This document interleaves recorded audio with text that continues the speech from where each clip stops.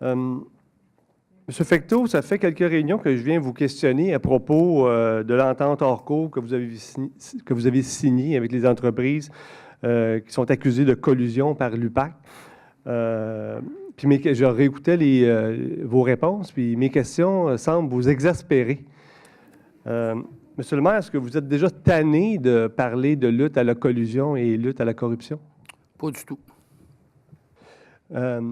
Tant mieux, parce que moi aussi, c'est un sujet qui m'intéresse. Afin de justifier votre entente avec les entreprises accusées, où les contribuables récupèrent finalement des miettes et les entreprises accusées s'immunisent de toute autre poursuite provenant de la municipalité, vous avez dit que la Ville serait faite supposément flouée. Vous avez insisté pour dire que le trop payé était une supposition. Vous avez aussi dit que les chances qu'un procès permette aux contribuables de récupérer plus d'argent étaient minces. Donc, ma question, Monsieur le maire, si le trop payé de 3,6 millions évalué par les experts de la Ville était seulement une supposition et que les probabilités de récupérer les sommes étaient minces, pourquoi la Ville a-t-elle entrepris une poursuite? Bien, pour une simple raison, quand la Ville a entrepris une poursuite, je n'étais pas présent. Il y a des gens ici autour de la table qui pourraient peut-être vous répondre là-dessus. Je ne peux pas répondre quand je ne suis pas présent, mais je demeure encore convaincu, et pour la 4e fois, je vais vous répondre que la décision que probablement pas juste le maire a prise, c'est une décision qui a été entérinée par le Conseil à 9 contre 3. OK? Alors, à partir de ce moment-là, je demeure encore convaincu, fondamentalement convaincu, que la décision qu'on a prise, on l'a prise dans l'intérêt des citoyens. Quand vous posez votre question, à chaque fois que vous me la posez, quand vous dites supposition, c'est pas tout à fait le mot que j'ai utilisé. J'ai dit que la Ville avait demandé à des experts. Okay, j'ai réécouté le tape tantôt, monsieur le maire, c'est le mot supposition. Le mot supposition, c'est le mot que vous avez utilisé. J'ai utilisé supposition, regardez la langue française, on ne fera pas le débat de la langue française ce soir. Là. Mais ce que je vous ai aussi dit, c'est que lorsque les experts que la Ville a engagés, que retenus, pour faire l'analyse des appels d'offres, que ces gens-là n'avaient pas été témoins des conditions de chantier, que ces gens-là, les ordres de changement qu'il y en a eu, puis ils ont été nombreux, n'étaient pas sur place. Puis je vous ai aussi dit, et je vous le répète pour la 4e fois, qu'un des gros joueurs dans l'entente, OK, malheureusement, avait déposé ses bilans.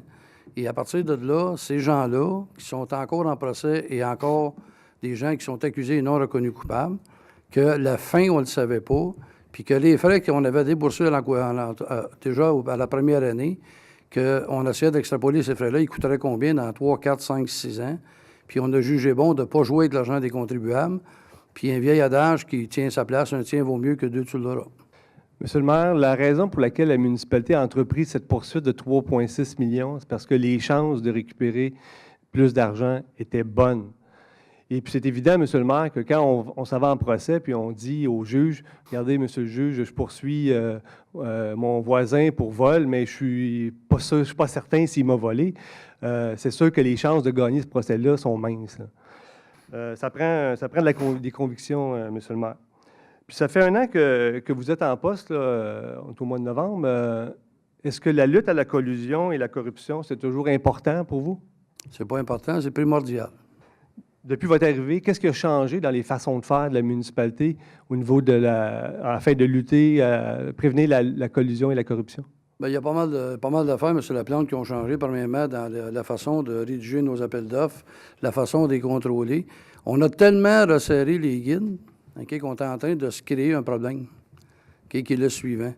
C'est que ici, pas juste ici pour la Ville, mais de certaines corporations ici dans la Ville, il y a des gens qui ne veulent plus soumissionner. On les a assez resserrés. Puis l'AMF va nous aider encore une fois parce qu'ils ont parti de 10 millions, ça va tomber à 5 millions, puis peut-être un peu plus bas. Donc, à partir de ce moment-là, je pense que la Ville a posé des gestes assez concrets. Je prends témoin des prix sur le bitume, des prix sur des achats qu'on a faits, que les prix ont baissé significativement. Donc, il y a dû avoir des gens, à un moment donné, quelque part, qui se sont ajustés. Tant mieux. Mais dans le moment, là, dans la dernière année qu'on vient de passer, je peux vous dire que les mesures qui sont en place ont porté fruit. Si l'objectif, justement, c'est d'avoir les meilleurs prix, je ne pense pas que c'est en complexifiant les processus. Peut-être la solution est dans l'autre direction. La solution est à simplifier les appels d'offres, justement pour maximiser le nombre de soumissions et générer le meilleur prix possible.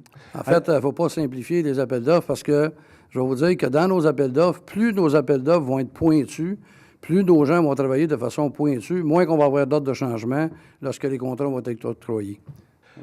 M. Fecteau, à la dernière réunion, vous m'avez dit... M. Laplante, peut-être à la deuxième période parce que votre temps est écoulé. Merci. Je reviendrai. Merci. Ça fait plaisir.